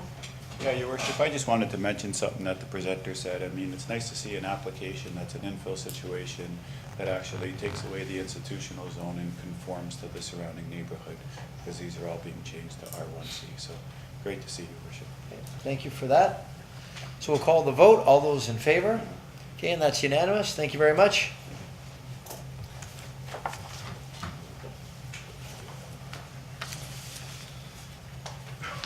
Okay, so we're going to go to our reports. Our first report is business development. BDD 2018 Small Business Enterprise Center. I don't see Mr. Hill said he's not here. Do we have any questions or comments of council on that report? I'll move 9.1 to 9.4. Okay. So, okay, moved by Councillor Thompson, second by Councillor Pietrangelo, that we move reports 9.1 to 9.4, so that'll be the Small Business Enterprise Center agreement. That'll be the voting tabulators for the election. That'll be the George Bucator Park license and sub-license agreement renewals. And the last part is the Southgate Estate Plan of Subdivision. Removal of part lot control. Okay, yeah, moving of part lot control. We'll call the vote for those. All those in favor? Okay, and that's approved. Thank you for that. We've 9.5 we've already done. That's the rodent control rebate program. 9.6, matters arising from the Municipal Heritage Committee regarding a replacement. There's a recommendation of a replacement. Yeah, sure. Moved by Councillor Thompson, seconded by Councillor Pietrangelo, that we appoint Cindy Mokri to the Municipal Heritage Committee to replace Teresa Felicetti. All those in favor? Okay, and that's approved. 9.7, Mayor's Youth Advisory Committee Scholarship Amendments. Okay, amendments moved by Councillor Pietrangelo and seconded by Councillor Strange. We'll call the vote. All those in favor? Okay, and that's approved. TS 2018-02, the impacts of the CN train operations on City of Niagara Falls. Councillor Thompson? Sorry. Pietrangelo over there. Anyway, very pleased to see this. This is just the start of determining the impact of trains that do not stop within our municipality, come right straight through, cause all kinds of problems, interfere with emergency vehicles. And if we ever start putting in overpasses, and I think there's 7 or 8 that are suggested, millions of dollars would have to be expended to put those overpasses in. And this is going to give us the information we need to negotiate with the people involved with CN to try to get them on the outside of the city. So I'm very happy to see. It's been a long time coming. Thank you. Yeah, absolutely agree with that. Councillor Pietrangelo. Yeah, thanks, Your Worship. I support the motion. I was just hoping that staff could actually provide us with a bit of a roadmap or a timeline. I remember when I brought up the issue of building an overpass, which was probably 4 months ago. Staff had said at that time that there was a rail review study that's going on right now. And I remember approving that as part of the tab 10 wish list last year. So I think we have a rail study going on right now. We're looking at building an overpass, and now we're looking at doing another rail study. So I just want to kind of have a comment from staff on how this all ties into each other and maybe what we can expect in the future. Okay, we'll get to Mr. Dren. Thank you, Mr. Mayor. What this study here is to, as Councillor Thompson had indicated, it's to look at the relocation and the impacts of the train that exists today. The study will look at that. The consultant that's being proposed for this has people on staff from former CN employees to help us negotiate with CN. But as well, it's to look at if the relocation can't occur, that to look at what we should be doing next. The issue of, they will look at the structures and they will look at the costs associated with the structures as well. Just working on that previous study that was done in 2007, where it identified 6 or 7 locations, and that hasn't changed, but we'll know the costing or the current costing for that type of for those types of structures. Your Worship, am I correct in saying that there was a rail review study that was already being done, or no? No, sorry, there was a study that was done in 2007. In 2007, that identified the construction of structures to deal with the rail crossings. At that time, that was put on hold to move forward because we then, at that time, wanted to look at relocation versus structures. Okay. So there is a report that exists that has costing, but it's 11 years old. Right. Okay. And the timeline for this one, Your Worship, is it'll be back to us in July? That's the intent, yes. Yeah. That's the intent. Okay. And there will be stakeholder meetings, which includes the public, council, and several other stakeholders involved in this as well. Okay. Thanks. Do you have a seconder? Did we get a seconder? I can't recall. No. Did you want to be the seconder? Okay. Moved by Councillor Thompson, second by Councillor Pietrangelo. All those in favor? Okay, and that's approved. Thank you. Mr. Clerk, are there communications or comments? Just one small change to 10.1, the Niagara Parks Commission, where they're looking for a special occasion permit, looking for the city to declare this as a significant event. The listing there were 4 events. They've just changed the date of the 4th event to December 12th at 7 p.m. Okay, looking for a Niagara Parks Commission floral workshop requesting the City of Niagara Falls recognize their event as being of municipal significance and supporting the provision for a special occasion liquor permit. Moved by Councillor Pietrangelo, second by Councillor Strange. All those in favor? Okay, thank you for that. The Recreational Minor Hockey Association inviting mayor and council to attend their championship day on Saturday, March the 3rd. I haven't replied yet, but I plan on going. Okay, that's good. My kids Okay. played all. Okay, that's great, and I've got one of my kids playing in that. Unfortunately, that day I already have a commitment, so I won't be able to be there, so maybe you can represent me. Sure, absolutely. Okay, that's great. Do we need a motion on that one at all, or Just for receive for information. do you want a motion to receive, Councillor Pietrangelo, second by Councillor Strange, all those in favor? Okay, thank you for that. Hope Awards Gala, they're requesting the city purchase a table. Seats are $155. The Hope Gala for mental health is June the 1st. What's the will of council, or what's the discussion of council on that one? I won't be able to go, Your Worship, so I don't need a ticket myself. Okay. This is Pastone. It's Pastones. Child mental illness. Yeah, for mental health, you know, when we buy tickets, it's typically, like, that's a few bucks, right? So I couldn't see a table, you know, I don't know if there's any direction. Reach out to see if people are interested in going. Okay, so do you want to maybe have a motion to see who on council is interested in attending? And then we can have our staff make the calls? Okay, all right, moved by Councillor Strange, seconded by Councillor Thompson. Call the That vote. side of the room's not too active. All those in favor? Okay, and that's approved, thank you. Item 10.4, the Fresh Air Fund requesting March 20th be proclaimed Fresh Air Fund Day in the city of Niagara Falls. So moved, Your Worship. Moved by Councillor Pietrangelo, second by Councillor Strange. All those in favor? Okay, and that's approved. 10.5, parking restrictions regarding recreational vehicles. Councillor Thompson. Yes, thank you for the opportunity to speak on this.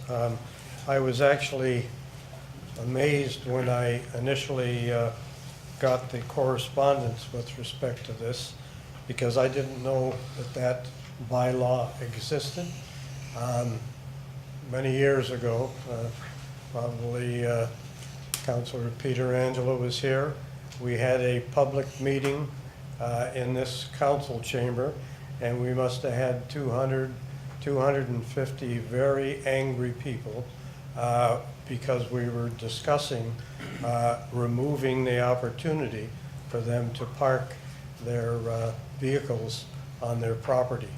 And it was very evident at that time, and in fact, the correspondence that we got, one gentleman who was told to move his recreational vehicle drove around a few blocks and provided 72 homes just in the immediate area who would be affected by the bylaw. So I don't know when this was passed. Somebody told me 207. Don't remember any public meetings. Don't remember how it got there. But I think this is a huge issue that is just going to, you better be willing to hire another 10 people in bylaw enforcement, because this is and going to upset a lot of people. So I would like to make a motion that we defer any enforcement of this at the present time, and that we have a public meeting to have input from the public before we make any further decision with respect to this. Okay, motion by Councillor Thompson, second by Councillor Crater, and I see we've got Mr. Beeman would like to comment, or solicitor as well. I just want to, this particular type of bylaw, or this is a zoning bylaw, so we're going to have a public process in any event where required. What I'm just wondering is the councilor's interest in having an additional meeting, or would we just, would the regular statutory meeting suffice, given the concern, Councilor Tom, I understand you're looking for rapid action. Are you asking us to take an additional step, or would you like us just to do the minimum necessary to bring it back to council? So are you saying it's enforced now? It's what the deferral of enforcement, while council considers is a separate matter, sir. We would defer to council's wishes. My concern is, do you want an additional public meeting, sir, or would you like us to do just the statutory public meeting? If we just did the statutory public meeting, the matter would come back before you sooner. That's all I'm. Why don't we start off by deferring it? Yes. And we put it on our website and have input from the public generally, so we can get an impression whether I'm right with the public meetings that we had before, and the people that were very upset and didn't think they were bothering anybody Very good, by sir. doing that. And that way is we can have a report back, and then we can determine in which direction we want to go. Excellent. Just want to be sure we understood how rapidly council wanted us, but it's clear they want the council wants full consideration, and we'll deliver. Yeah, and it seems right now the statutory public meeting is all we'll need until we get a review and find out what kind of. I think what Councilor Thompson has in mind is a full, we're going to do the website thing, Mr. Mayor, and then have one of what the planning calls a neighborhood meeting, and then bring it back for the statutory Right. public meeting. So council will have full input from those for and against. And in the meantime, we're not In the gonna. meantime, there won't be enforcement because council's put the bylaw under consideration, and it's only fair that anybody is not prosecuted while the law itself is on trial, as it were. Okay, thank you for that. Councillor Crater. Thank you, Worship. I'm pleased. Just a couple of short comments is, what we could also do as well is if you look at some of the other communities that have bylaws, and you talk about recreational vehicles, and I have seen some, because I've been out to some people who had concerns about a trailer right next door to them, and I've seen where the trailers are so big that the next door neighbor literally can't get into their side yard. So it's having an impact. And what Councillor Thompson is talking about, and I've seen it, is what we've done is one of the gentlemen has lived for 15 years, has a trailer there. His neighbors never complained and never been upset, but because somebody took the time to drive around, put his name on the list, along with about 60 other, he got one of the notices. So, of course, they're upset saying, what's going on? I didn't do anything. My neighbors are happy with it. Because when I did the research, I found that some communities have bylaws that don't allow you to have a vexatious complaint. I mean, you can have a complaint because it's legitimate and the trailer is having an impact on you as a neighbor. But if the trailer's 8 blocks away and you put in a complaint saying he's got a trailer that violates the bylaw, and it does, the way our bylaw is written, as you said, Councilor, it does, that I think that's the other thing we could look at is still having a bylaw, but having one in place that protects the neighbors right next door that could be negatively impacted, there has to be a negative impact. So I think that's the opportunity we'll have is to maybe modernize, I think that's what I'm saying, just to modernize our bylaw so it's still protecting those who need it, but isn't allowing people who say, yeah, 4 blocks over, I don't like John, so I think I'll put in a complaint to the city hall because he's got a trailer there.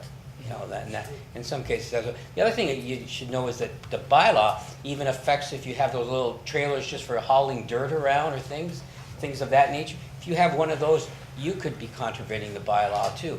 So that's why that bylaw needs to be modernized and brought up to date. Thank you. Thank you, Councillor. And I know the solicitor wanted to comment again on As far as- vexatious. Yeah, vexatious complaints, we can deal with them now, and if I'd been consulted earlier on, we don't do, when you do bylaw, you always get a zoning bylaw complaint, you will get a guy at least once a year who comes in with 109 examples of the same thing he's doing being done elsewhere, but his neighbors don't care.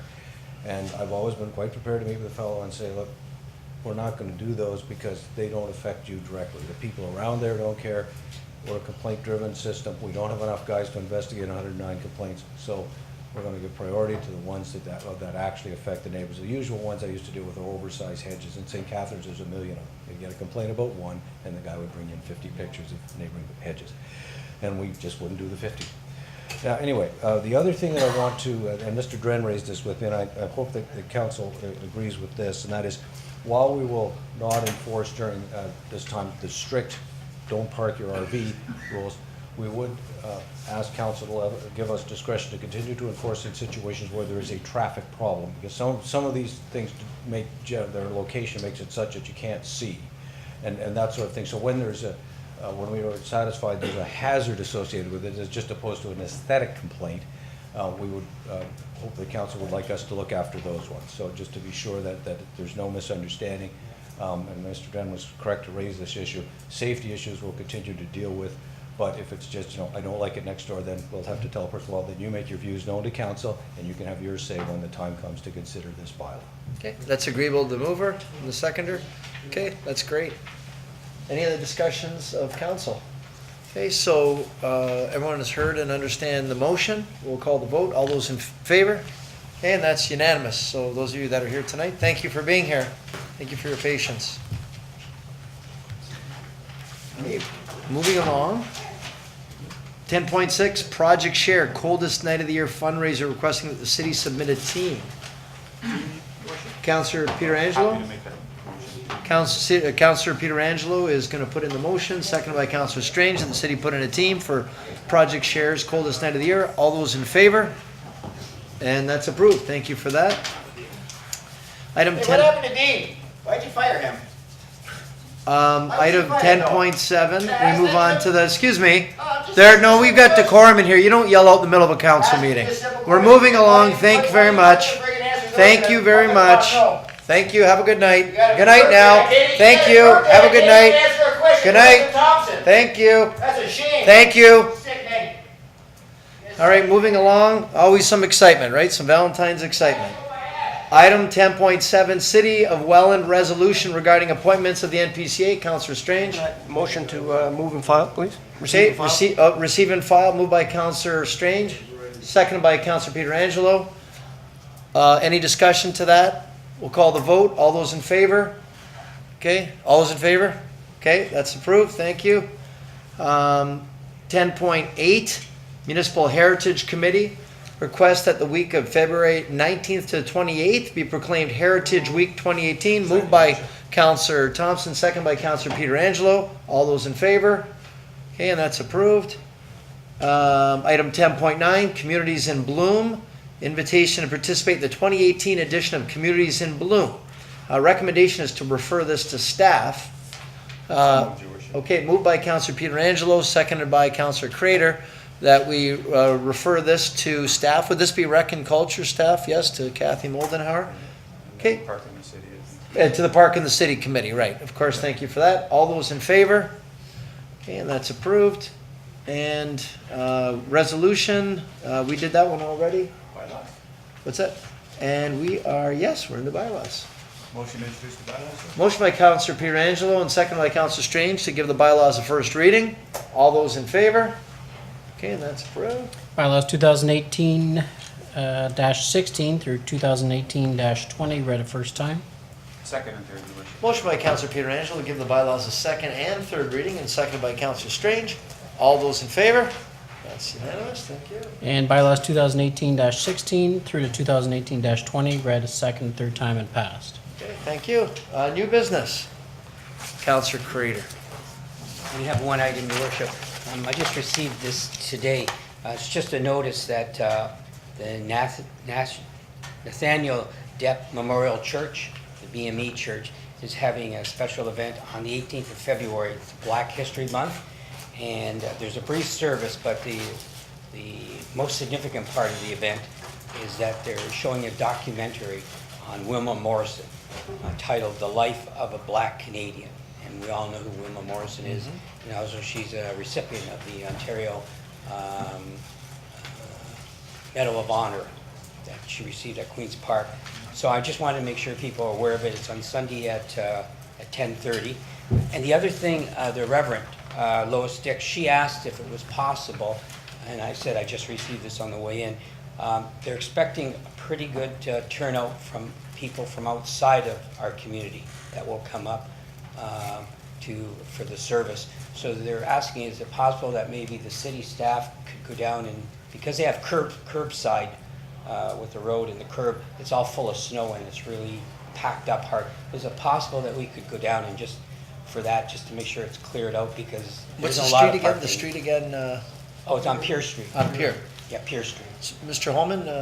And I've got the, I brought the email with me, and I could leave it with Mr. Holman. It has her phone number on it as well. So Okay, that's great. I'd just make that a request. Okay, do we need a motion or just direct? No, okay, that's great. So that's great. Thanks Thank you for very that. much. Thank you, Councillor. New business? Councillor Pietrangelo? Okay. Thanks, Your Worship. First item I wanted to mention was Boys and Girls Club are having their annual Bonspiel. The city generally puts in a team. It's on March 24th. I know last year Councillor Crater came and Councillor Strange was there for one of the games. And it your was son. the first time that the city team ever won a game. Yeah, we were very impressed. So I'd like to make the motion, Your Worship, that we put a team in again and that we petition the councillors to see who's interested in playing. And that's So the we'll start out 24th? with What day is that, March Saturday? 24th. Yeah, it's March 24th. Right, Saturday, the 24th of March. Motion by Councillor Pietrangelo, second by Councillor Crater, that the city put in a team for the Bonspiel on Saturday, March the 24th. And that's the Boys and Girls Club? Boys and Girls Club. Okay, we'll call the vote. All those in favor? Okay, and that's approved. You might have to try out to make the team. Councillor Pietrangelo? Yeah, thanks, Your Worship. The other item I wanted to mention was at the last council meeting, under our budget discussions, we started to talk about the fact that, you know, the feeling by a lot of residents is that the city receives a lot of money from the OLG but yet they don't actually see the benefit. Now, I know that the city obviously has been taking the proper steps and doing good things with the money, putting a lot of it into infrastructure, paying down our debt, making sure we don't take on more debt. So that's always good for the future. But I think that somewhere along the way, a lot of times the fact that taxes are subsidized and to the tune of $6 million, somewhere along the way that kind of gets lost. And I don't believe that residents actually had the benefit of opening up their tax bill one year and saying, wow, look at that. My tax, like the amount of tax that I pay is reduced because of the fact that the city has this agreement with OLG. And I know I've talked to a couple of the councillors already.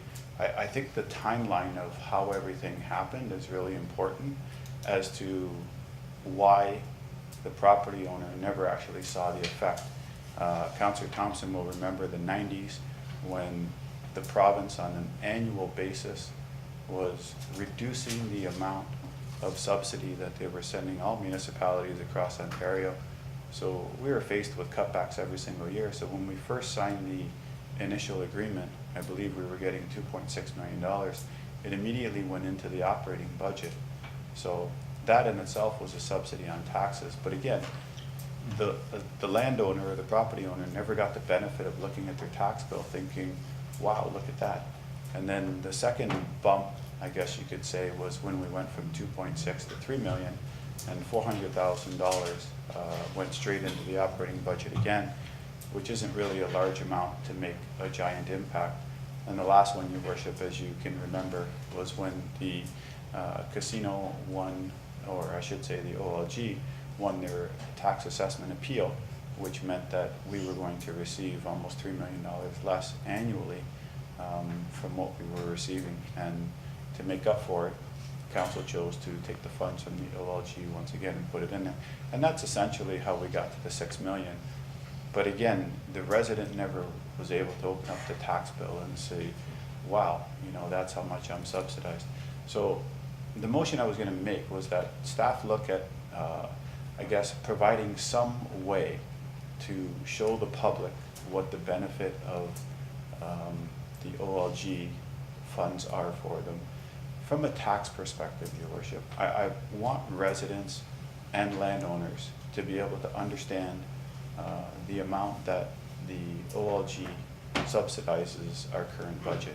I want them to understand what the subsidy is. So if I could make a motion to that effect, and I don't know if anyone has any comment on that as well.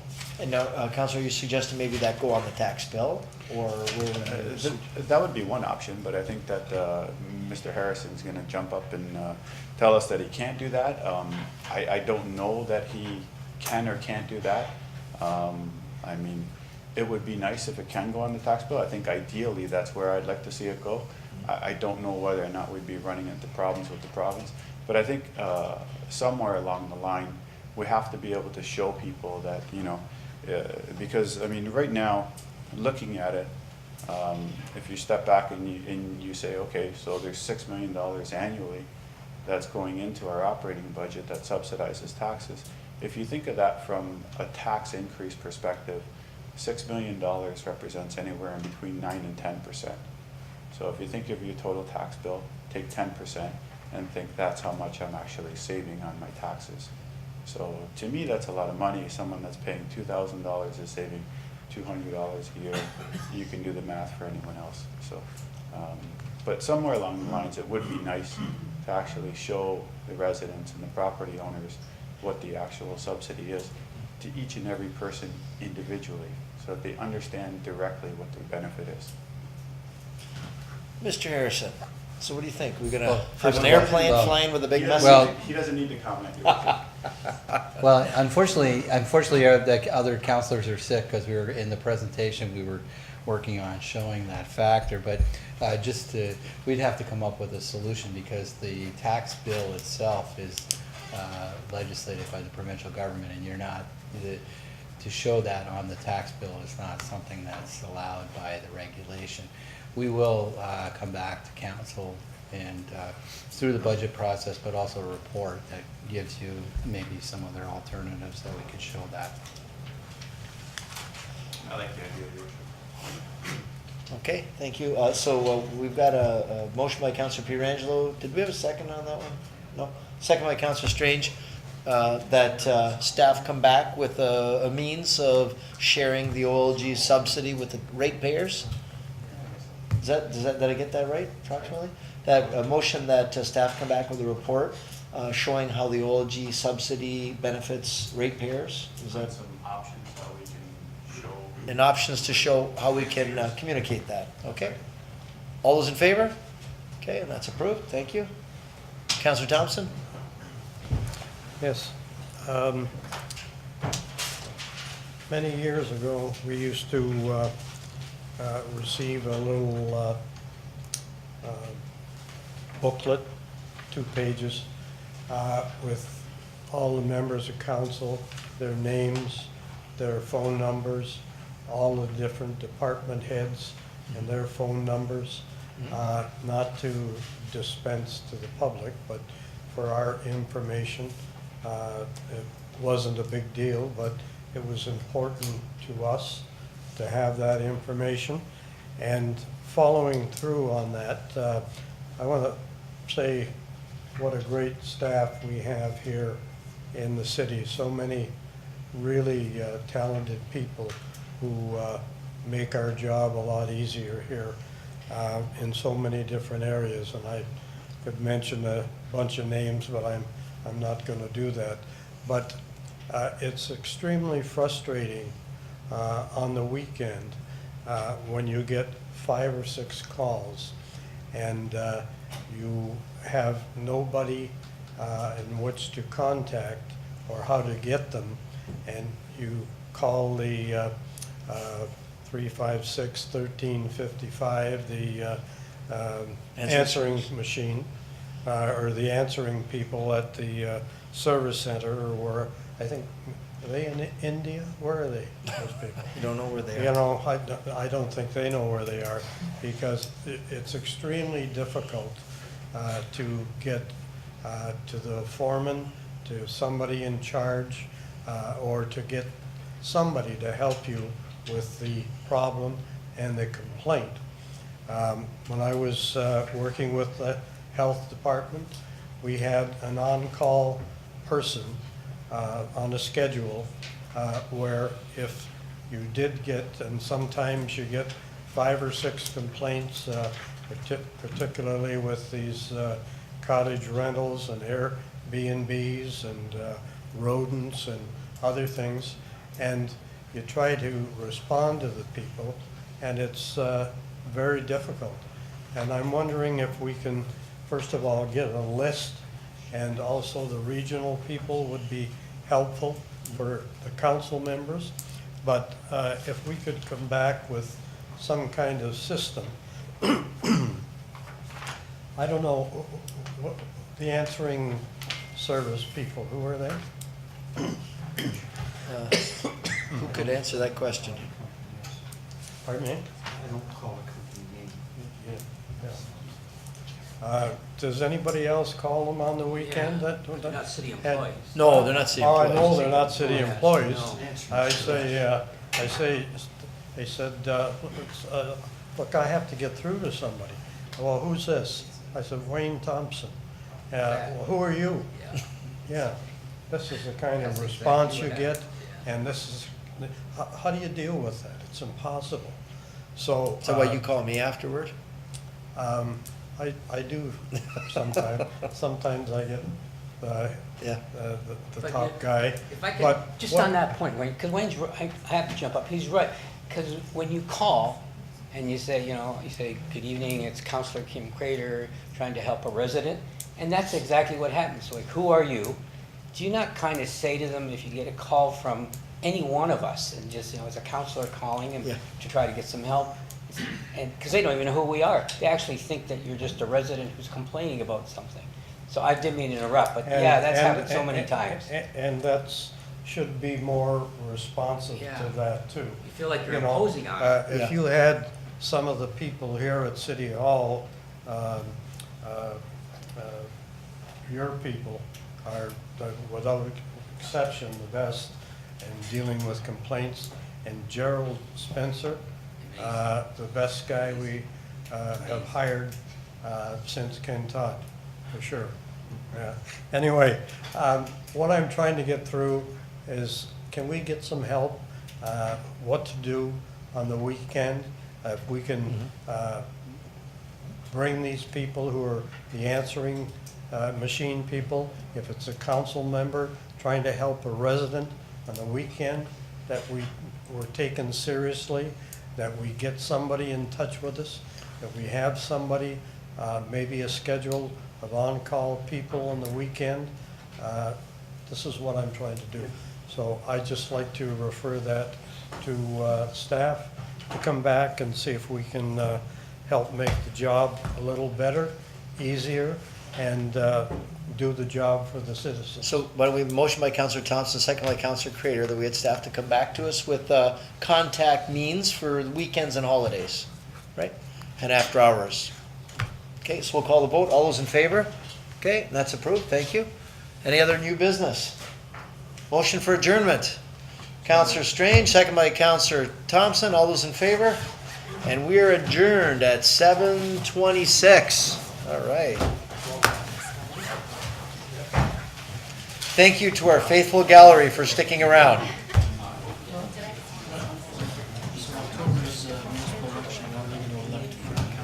It's more efficient. Yeah, they might want just 4 councillors, no one. This way it's easier, no ties. Yeah, so what happened? I went out.